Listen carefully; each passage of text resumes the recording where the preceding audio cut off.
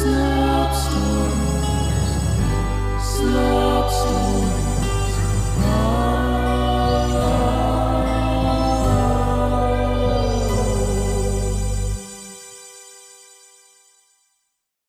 Slop Stories presents The Guide of the Sea by Tim DePaola. Dense fog, cold and drizzling, slowly rolled off of the stubborn ocean and caressed the sharp cliffs of Manga Split Island. Violent waves crashed against the towering stone atoll, the largest mass in a scattered archipelago. Jennifer Durich stared down the fog and drizzle of the sea with a glowering and salt-crusted face. She stood atop the ungodly tall and imposing lighthouse, the bright light spinning behind her in an endless carousel of rotation. The stone of the lighthouse seamlessly transitioned with the stone of the island, and two became one as years of brine and barnacles made the structure and rock indistinguishable from one another. The island itself had no surfaces on which to stand, save for the wooden loading pier and mostly inaccessible beach. The pier had a small wooden boat tied to it, bouncing up and down in the light of the single arched black iron lamp. The pier led to a natural rock cavern that served as the entryway to the lighthouse. Shadows bounced across the walls as the flickering torches shuddered in the wind. The light shone upon three holes of note. For one, there was a natural well in the cavern, with a wooden bucket hanging from a barnacle-laden iron chain that squeaked as it slowly rocked.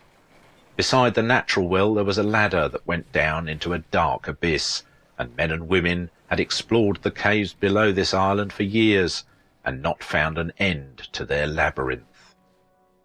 Lastly, across the room from the ladder, a golden hatch was locked and secured to the floor, none of the aforementioned barnacles or salt damage touching the immaculate door. A ruby-encrusted lockpiece with 3 different keyholes kept whatever was beneath the hatch completely secure, and even the finest lockpick thief would not be able to breach this bolt. A hand-carved door in the side of the stone led to a spiral staircase, which ascended to a storeroom and basic kitchenette, where the lighthouse keeper's provisions were kept and meals were prepared. Further up the stairs was a crude bathroom, basically a wooden seat fastened to a hole in the rocks that dropped into the caverns below. A little further up the stairs was a simple bedroom and the first window to be seen. Clearly the stone island had finally become the actual structure of the lighthouse. It was little more than a twin-sized bed frame with a wooden chest at the foot to hold the keeper's belongings. The next level was the lighthouse supply room, where tools, oil, replacement glass, basically everything needed to keep the light shining. And finally, after a seemingly endless climb, was the top of the lighthouse, where Jennifer was currently sulking. The structure was magnificent, nearly 500 feet tall, due in part to the fact that most of the structure was actually the island's rock. The keeper was leaning against the iron railing that surrounded the enchanting lens that held the lantern encased in reflective metals and glass.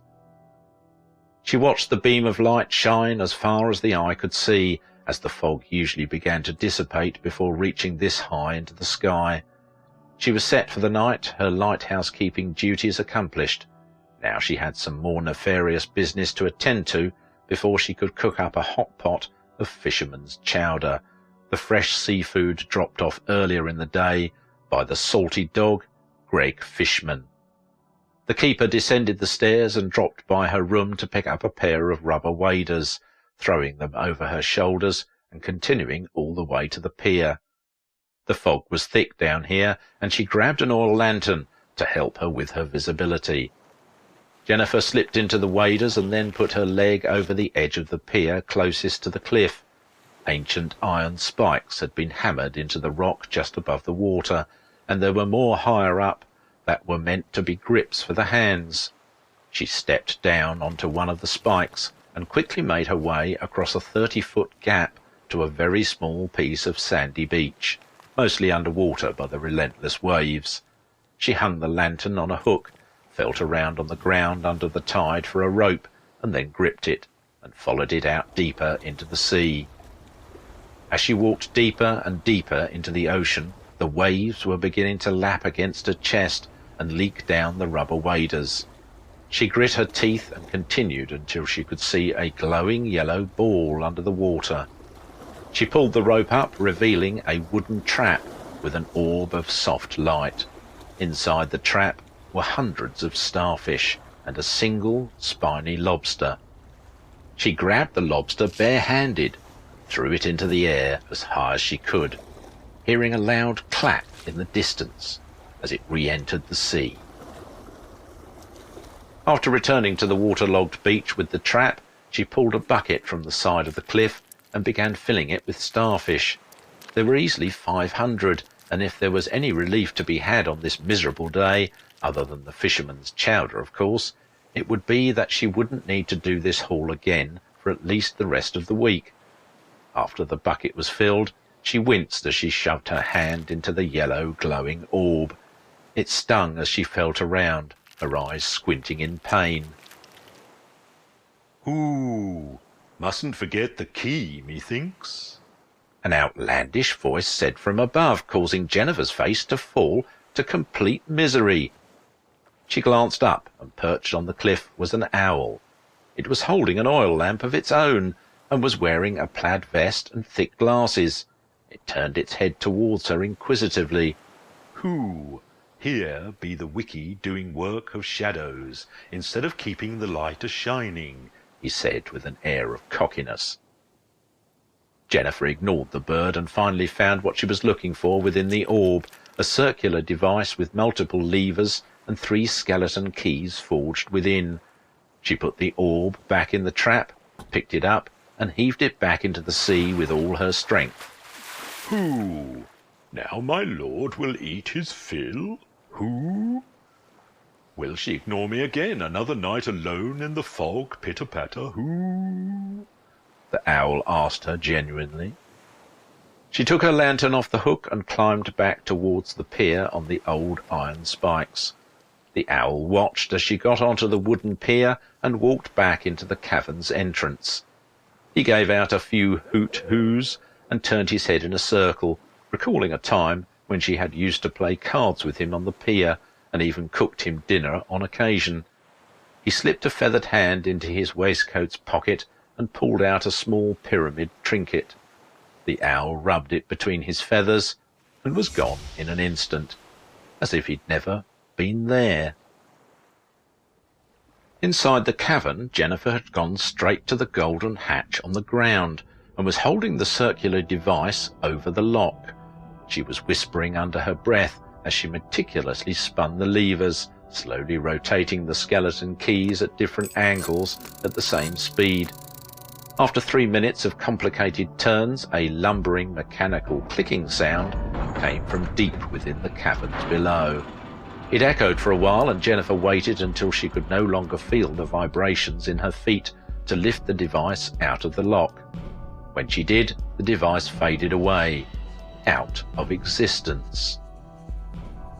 She opened the hatch, and a sickeningly sweet smell wafted out of the deep blackness below it.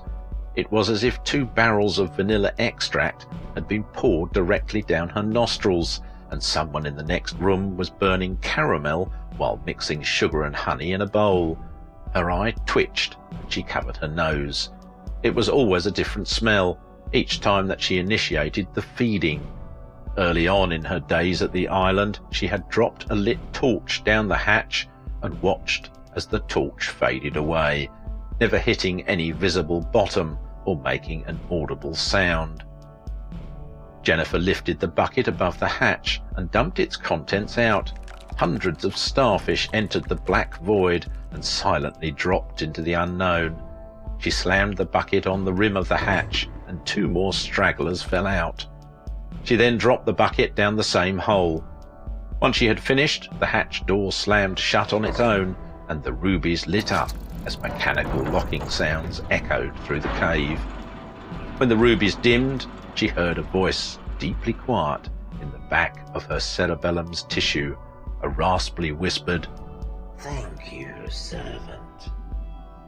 The lighthouse keeper made her way up to the kitchenette and prepared the loaf of bread she had baked earlier, slightly reheating it as she stirred the fisherman's chowder, pouring fresh cream from the icebox to thicken it up. Taking a quick ladle test, she determined the chowder was perfect. She poured herself a healthy bowl, carved a huge slice of warm bread, let it soak in the chowder, and cozied up next to the fireplace beside the old wooden table. She smiled as the warm nourishment flowed down her throat, filling her taste buds with pure love and joy. She scooped up a few mussels and chunks of sea bass on the slice of bread and closed her eyes as the delightful taste changed her night for the better. When she had finished, Jennifer bolted up the stairs to the rocky toilet. She sat quickly, and the echoes resounded throughout the whole lighthouse, island, and endless underground caverns. She sighed and took a photograph out of a magazine rack that was on the floor. The photo depicted herself, an old man with a long grey beard, and a young scientist with a plaid vest and thick spectacles. She rubbed her thumb over the young scientist's face as another trumpet echoed beneath the toilet.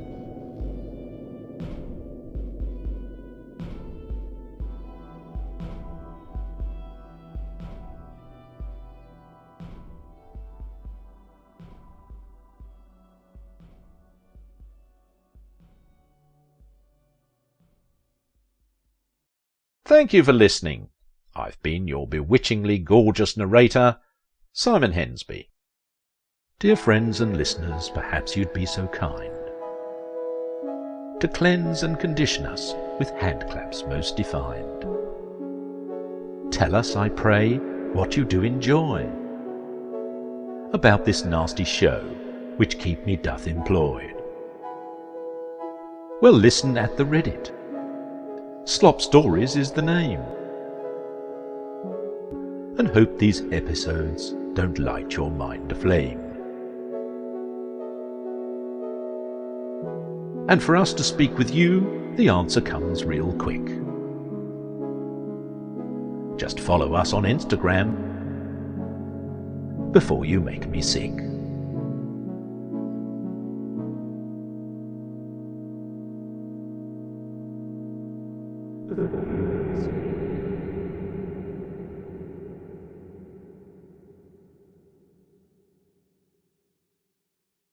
And now for today's Memoir of Misery.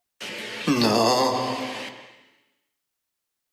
The owl found himself being interrogated by a tribe of unknown origins. He'd searched for years for answers about where his master had gone and how he could find him, but now he was bound and blindfolded. Ni xie ai vongoli, miri dumigra. One of the tribesmen grunted at him. He heard glass shatter, and knew they had broken his glasses. How on earth was he going to get that prescription filled again?